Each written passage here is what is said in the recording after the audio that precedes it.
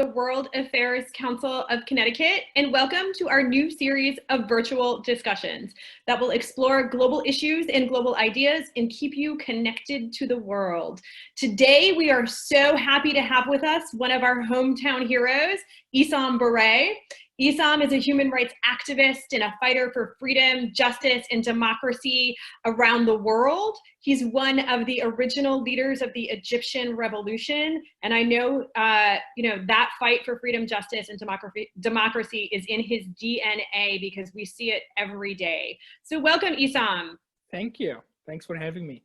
Oh, more than happy. So why don't we start by you telling us a little bit about your story and your background and how you got here today? Well, thank you so much. Again, as you mentioned, thank you so much for this very nice introduction. I started back in Egypt in 2007. As we know, growing up, we have witnessed a lot of undemocratic activities in our country, and things were actually running every day in a very, very different and bad situation. And we decided to do something, and this thing was how to challenge a movement in Egypt that will help us be more aware of the undemocratic process that was happening in Egypt in that time, and how can we change this within a multi-generational movement. That started with the small protests in Cairo downtown against Mubarak himself. And the significance of this protest was we were just 7 young people, and 21-year-old the oldest one was 21 years old.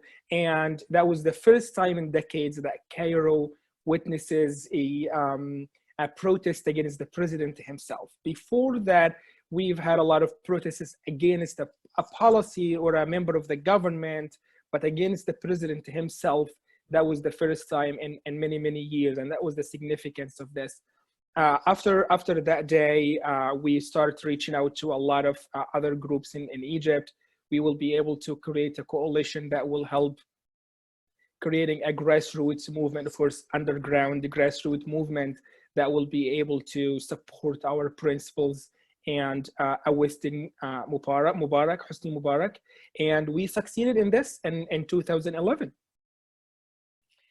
So what are some of the challenges that you faced along the way?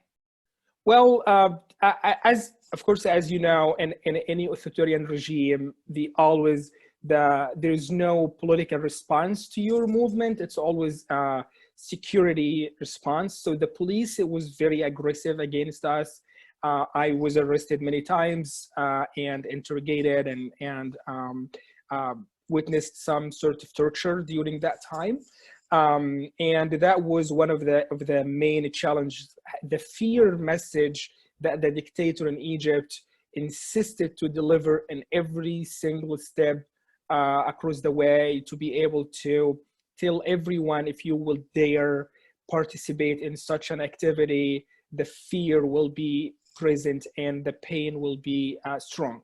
That was the main challenge, how to get our youth and young people to across the fear that the regime was pushing so hard against us.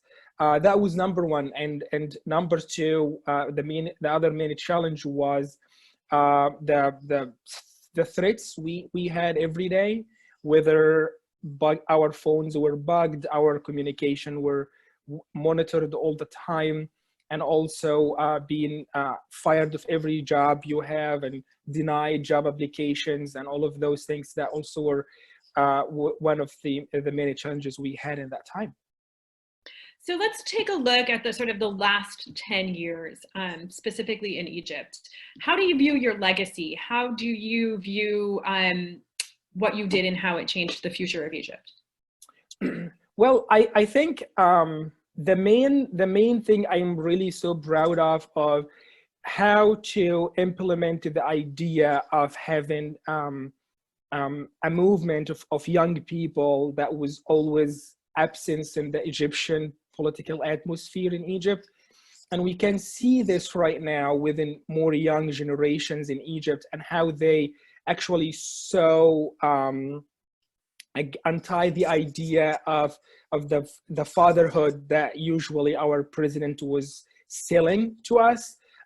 So you can see the struggle between the father generation and the son generation in Egypt is very present, that people are so against the idea of controlling from above.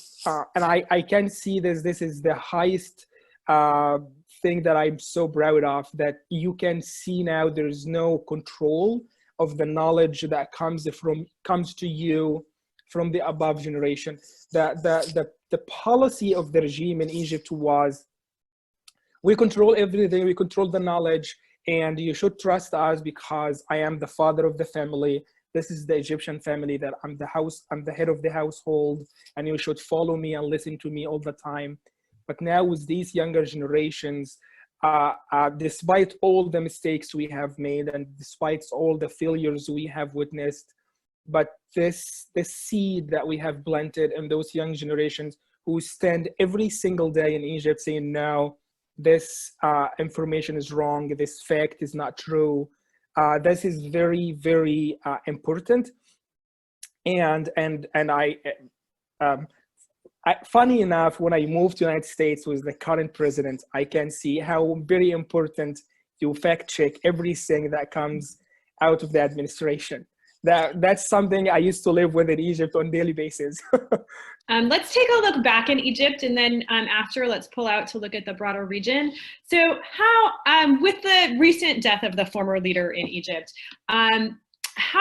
what is the state of what's happening there today? So today, the situation went back again to before 2011. So prior, we have a militant president who came to power by a military coup. Again, it's an elected president. We have a president right now who the only legitimacy he got basically coming from the military satisfaction and his approval rate among the military generals in Egypt. So this is the situation now. And also the human rights violations in Egypt is unprecedented even before 2011.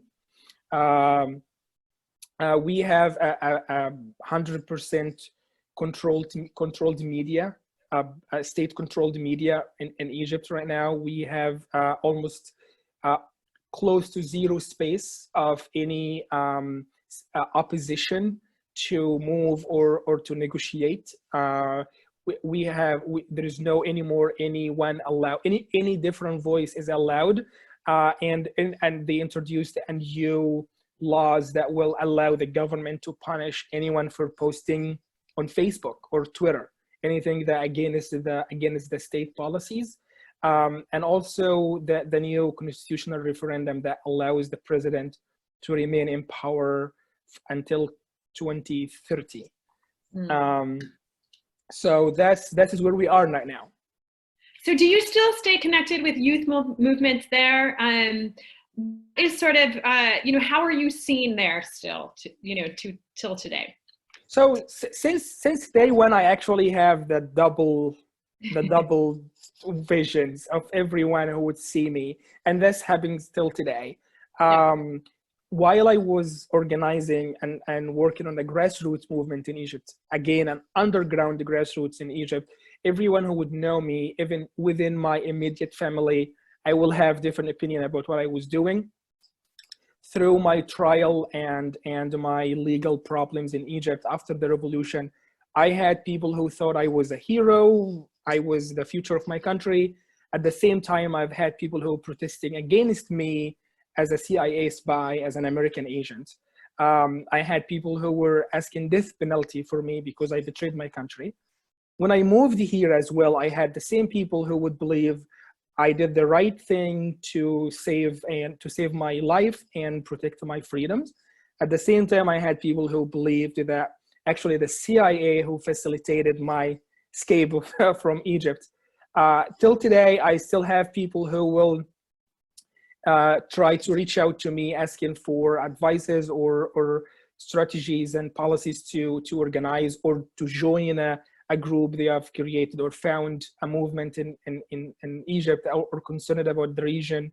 At the same time, I'll have people who will reach out to me on social media, insulting me and calling me names, being a CIA agent. Still, till today, both ways still exist. But again, as I mentioned earlier, I really so proud of the seed we've created of those young generation who will reach out to me calling like, we really appreciate you, we really inspired by you, and we consider you one of our heroes, which something's beyond my who I am. It's so nice of them to say that. I don't believe I'm anyone heroes, but it's so nice of them to say that.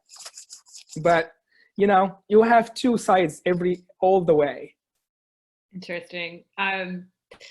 So as you sort of take a step back through the region, looking at Tunisia, Libya, Syria today, you want to talk a little bit about the state of the region and how the work that you did in Egypt sort of spread across the region?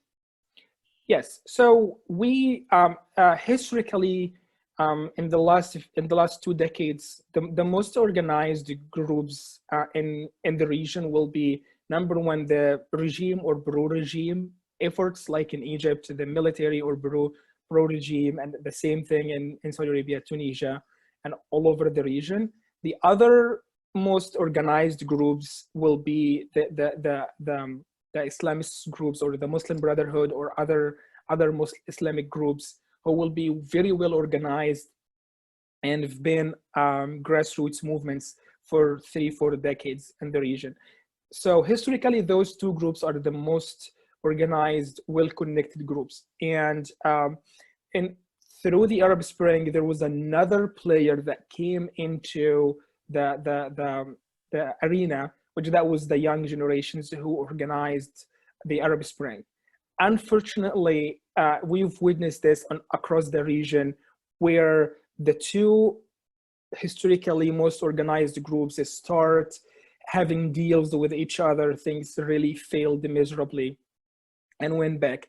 Except in Tunisia, where really the Muslim Brotherhood, which is a Nahda party in Tunisia, or the Nahda movement in Egypt, decided not to go for presidency or presidential election, and they allowed a space for the young groups, the civilian opposition, to take a step into power. And this is why we can see a semi-successful experiment in Tunisia. Because of this, they refused and this is to their credits, they really refused to have a deal with the old regime to be able to gain more power. We can see this in Egypt when Muslim Brotherhood decided to have a deal with the pro-old regime, and we both ended up losing to the old regime because they have money, power, weapons, and international connections. We can see this now also in Sudan, where the new Sudani movement are doing very good in the way that the Islamist powers try to take a step down. And we can see how the whole movement is really weak right now, in the way that if they could actually reach an agreement that will allow the revolution powers to gain more power, that might pass. But I can see a lot of signs of agreements between the Muslim Brotherhood in Sudan and the head of the military in Sudan, Hamiti, and General Burhan. That will be the problem. So the hope for them is to remain in power, and the Muslim Brotherhood take a step down. We also can see this in Libya, how they right now there are a lot of civil war going on in Libya between the UN-backed government, which people usually claim them as Muslim Brotherhood government, and the pro-Gaddafi regime led by General Haftar. And also, the only way to do this is if the UN-backed government will be able to step down, take one step back as the Muslim Brotherhood face of the country, and allow more young generation and civilian opposition to take bigger role in this. That might be a hope there. We can see this across the region as well. But if you will go on the other side of the Middle East, which is the Gulf area, it will be very difficult to see any hope there because of the administration there, the monarchies on those, if this is the right word for them, on those regions actually will not allow at all for any space for any opposition to navigate or to survive. And we can see this very easily, especially with the biggest powers in the region, Saudi Arabia and UAE. They now not allowing anyone with the new shift in power in Saudi Arabia, and trying the crown prince is trying so hard right now to have full power or full control of the country, and putting even his own family into jail and prison and taking their money away. So this is the status of the region right now. And the only hope is the organized group of Muslim powers or Islamist group will take a step down and allow the civilian opposition to gain more power that will allow to move these countries forward. And of course, we're not mentioning Syria now because it's too much complicated. It is extremely complicated. And the World Affairs Council will be doing an episode in a few short weeks that will sort of dive in deeper into Syria as well as Iraq. So a few more things. So one of the things that the world saw during the revolution, during the Egyptian revolution, was the use of youth and social media, empowering communication.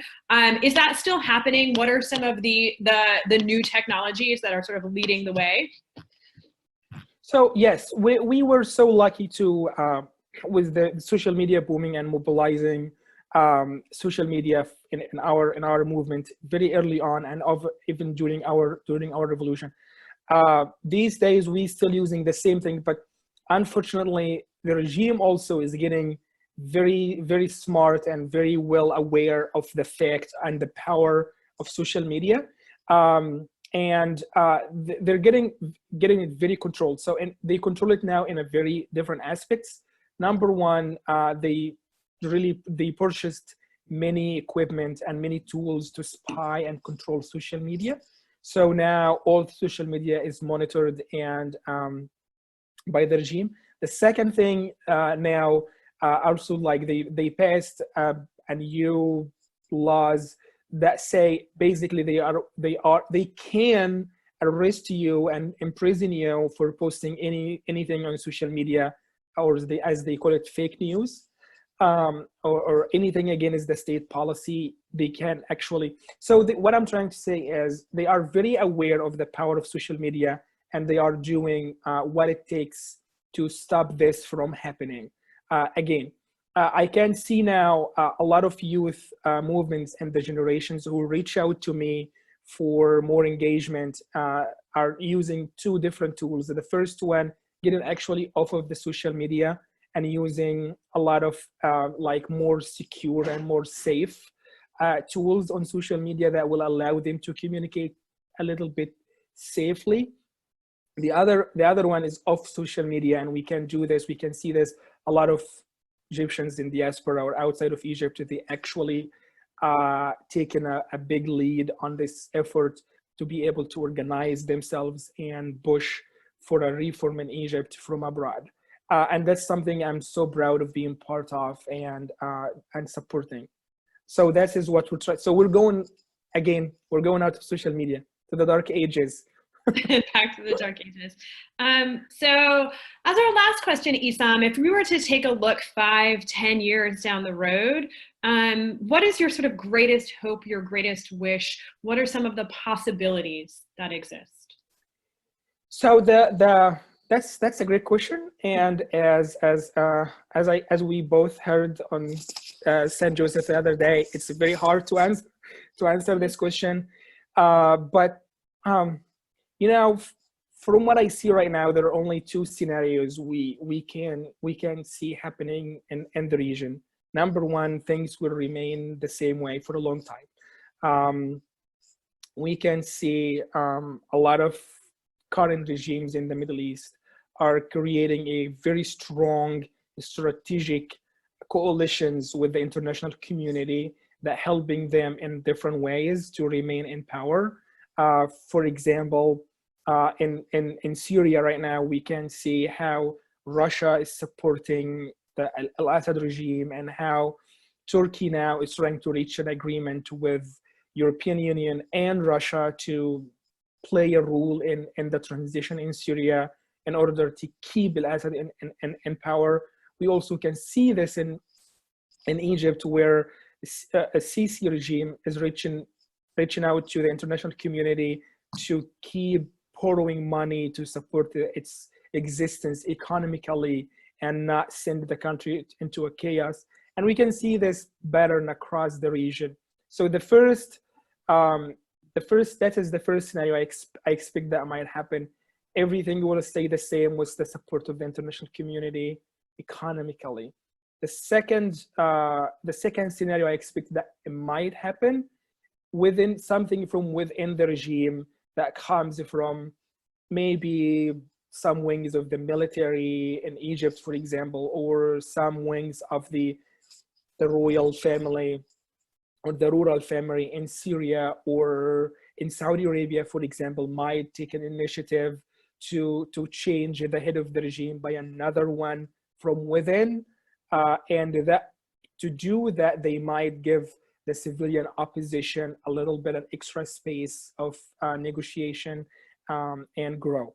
I think those are the two scenarios. There, some other of my friends might disagree with me on those expectations and might add extra scenario of the young generation will come out and lead a big change. But I don't think that would happen, at least in the upcoming 10 years. So thank you, Essam. So one of the reasons why you and I are recording this from home is because we're both social distancing because of the COVID crisis. As someone who's gone through traumatic times, who's experienced crisis, what advice do you have for our World Affairs Council community at this time? Well, please stay safe. Stay home. Have a good book. Have a to-do list to do. Go for a walk for 10 minutes. But please stay safe, because this is the time when we really need to show responsibility. I'd like to thank the Connecticut World Affairs Council for taking the lead on this and moving everything to online and respecting the social distancing. So the advice is, please stay home and be safe. Thank you so much, Essam. Thank you so for everything that you do to continue your fight for justice, freedom, and democracy here at home where we are. We appreciate you being such a great member of the community, and we appreciate your participation. And so everybody stay tuned. There is more of these global discussions to come. Thank you, Essam. Thank you so much for having me, guys. Be safe. You too.